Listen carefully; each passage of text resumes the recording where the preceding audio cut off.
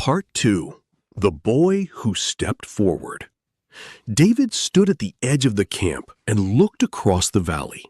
The giant had disappeared back into the Philistine lines, but the silence he left behind remained.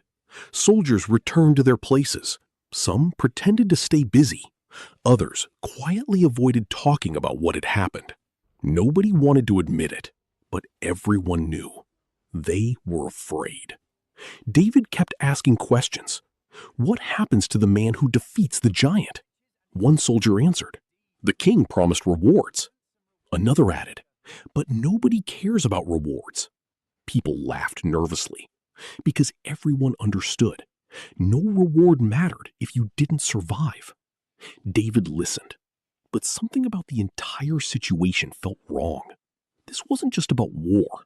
This wasn't just about strength. People had already surrendered in their minds.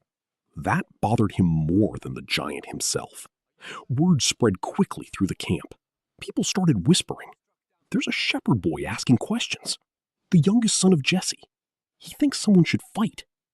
Eventually, the conversations reached King Saul. Saul ordered that David be brought to him. Inside the royal tent, the atmosphere felt heavy. Military leaders stood nearby. Maps covered the tables. Everyone looked tired. Saul himself looked exhausted, not because of battle, but because leadership becomes difficult when people expect answers you don't have. David entered respectfully. Saul studied him. For a moment, nobody spoke.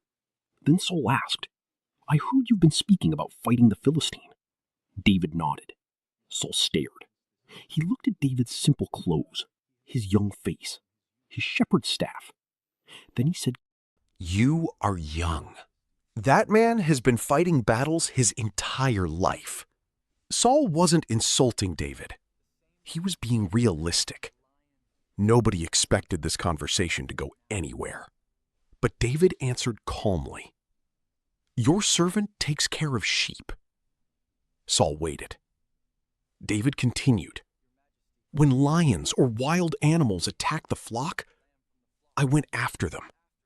The room became quiet. David wasn't bragging. He was remembering. If an animal took one of the sheep, I rescued it. And when it attacked me, I fought back. Several soldiers exchanged looks. This sounded impossible. But David kept speaking. "I protected what had been entrusted to me." Then he looked directly at Saul. "The same God who helped me then will help me now." The room became silent. That answer surprised everyone. David wasn't talking about strength. He wasn't claiming to be stronger than Goliath. He simply believed the battle wasn't impossible. Saul looked at him for a long moment. Maybe he saw confidence. Maybe courage. Or maybe he saw someone who still believed victory was possible. Finally, Saul spoke. "Go, and may God be with you." The room shifted. People looked at each other in disbelief. This was really happening.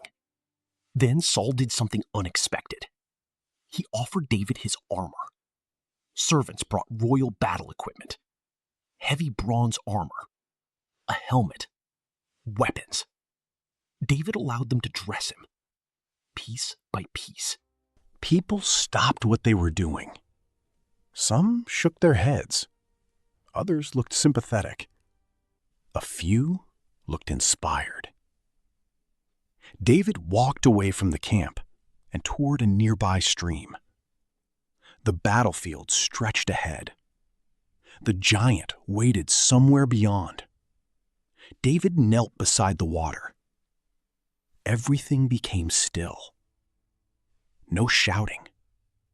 No movement. Only flowing water. David looked into the stream, then reached down. He selected one smooth stone, then another, then another. 5 stones, carefully chosen, placed into a pouch. People sometimes wonder why David chose 5. maybe preparation, maybe wisdom. Maybe because faith doesn't mean ignoring reality. David trusted God, but he still prepared. He stood, picked up his sling, looked toward the valley, and began walking. Then realization spread. Someone was coming. The giant turned. Goliath stepped forward. He expected a warrior. Instead, he saw David. Young. No armor. No sword. A shepherd's staff. For a moment, Goliath looked confused. Then, he laughed. A deep laugh rolled across the valley. His soldiers laughed too. The giant took several steps forward and shouted, "Am I a dog? That you sent a boy with sticks?" His voice echoed everywhere. David kept walking. No anger, no panic, just calm. The giant continued, "Come here, and I'll feed you to the birds." The valley became silent again. Everyone waited. People expected David to stop, to hesitate, to realize what he had done. But David kept. Then he answered. His voice wasn't loud, but it carried. "You come with a sword and a spear and weapons, but I come in the name of the Lord." The laughter stopped.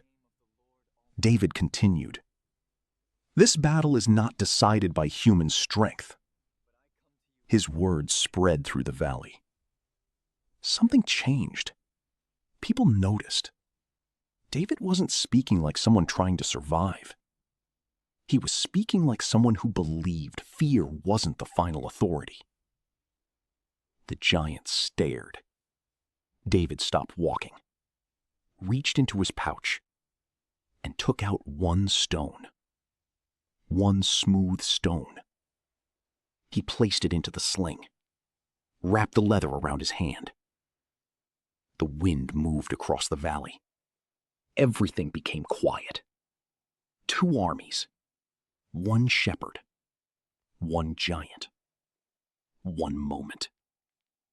And in the silence, history was about to change.